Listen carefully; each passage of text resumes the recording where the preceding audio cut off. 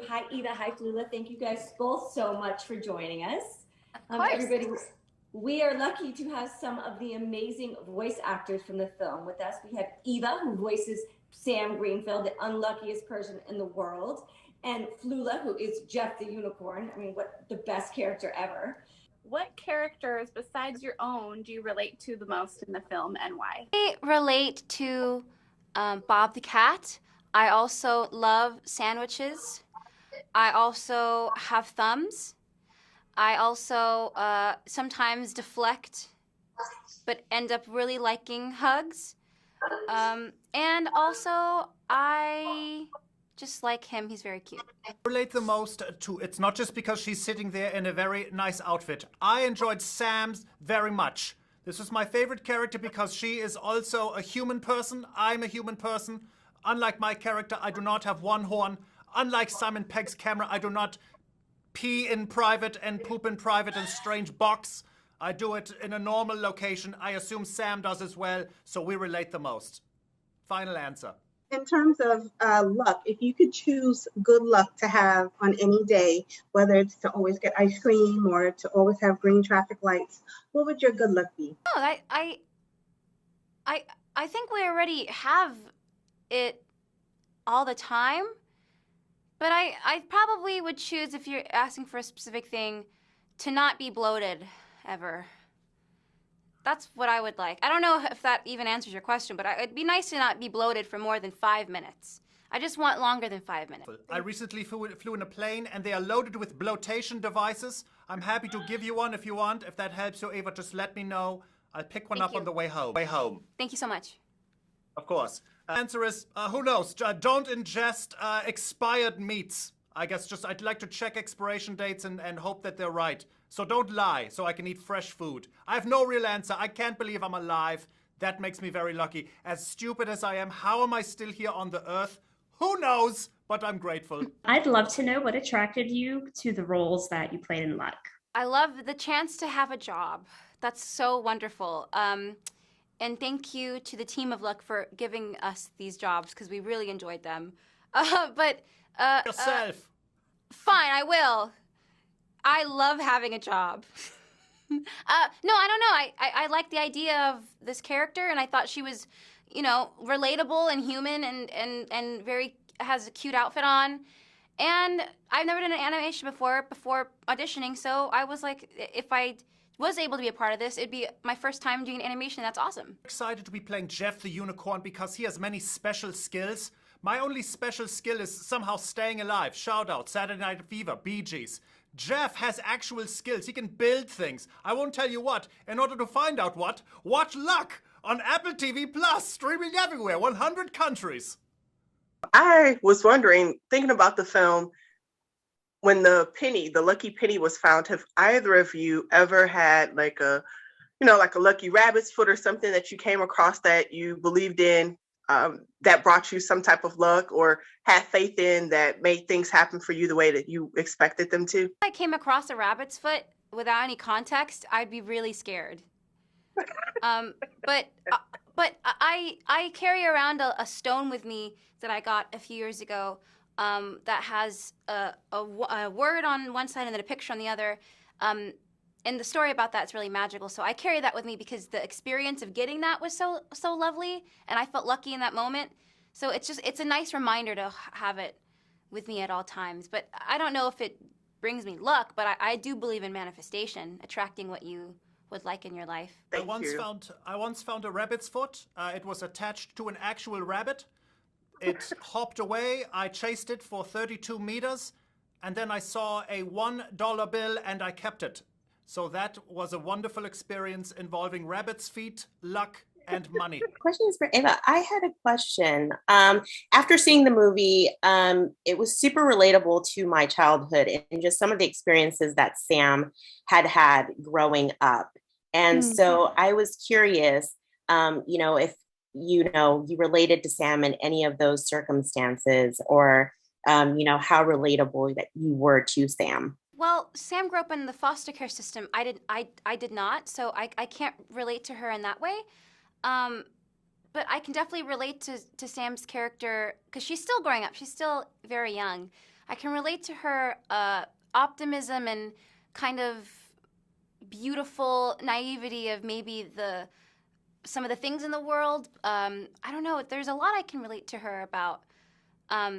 She also was the cutest little kid. That little clip of her when she's younger, she was so cute. I don't know. There's a lot of things I can relate to Sam about, but I think we had different childhoods, but I think we would have been friends. I absolutely think we would have been friends as kids. I would love to know from both of you what your favorite part of recording, like, was there a funny behind the scenes moment that happened, or like your favorite part of the movie? Behind the scenes, I don't know.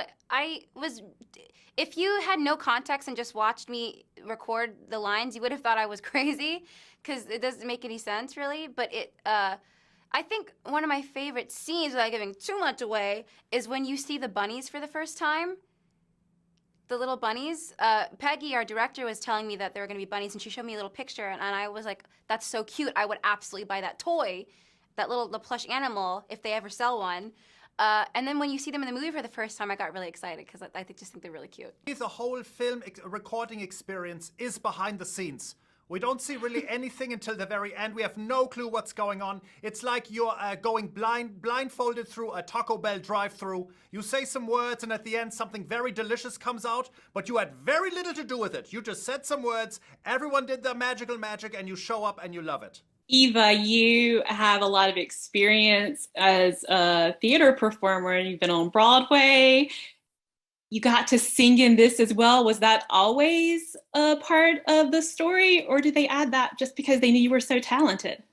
Oh, I won't make that assumption, but I do know that they added it after we had started recording most of the movie. So I think, most animations have that little musical moment.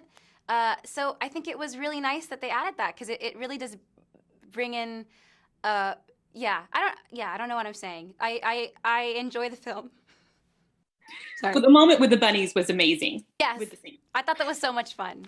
It was so much fun. I actually had a song as Jeff. I started singing Too Legit to Quit by MC Hammer for no reason whatsoever. I did that Peggy put it in the movie. She refused, and I immediately said, great decision. If you could film one of the scenes live action, which scene would it be? Live action? Probably anything with the dragon. Because I want to see a dragon in real life. I have so many questions. I would like to meet a dragon in real life. Stole my answer, so I will now invent a second answer that is less interesting than that one. I would like to visit Jeff the Unicorn's office. It seems like he lives and works in a very cool place. I would like to see, is there a plug? Can I unplug this stuff? How do I inject it into my own laptop? I don't know. Anyway, but the real answer is the first one. Dragons, hello. Hello! That'd be so cool. Totally. What was your luckiest moment in life? Being born. Answer is, and it will sound familiar to you, one time I saw a rabbit's foot connected to an actual rabbit. It hopped 32 meters, and then I found a $1 bill. Chalupa. What did you buy with the... Oh, okay, the chalupa. Chalupa, yeah. Sorry, I should have inserted, that's what I purchased. My question's slightly different for Jeff for Flula and for Eva, just based on their characters and experience. But Flula, you've done so many different characters, voice and live acting over the years.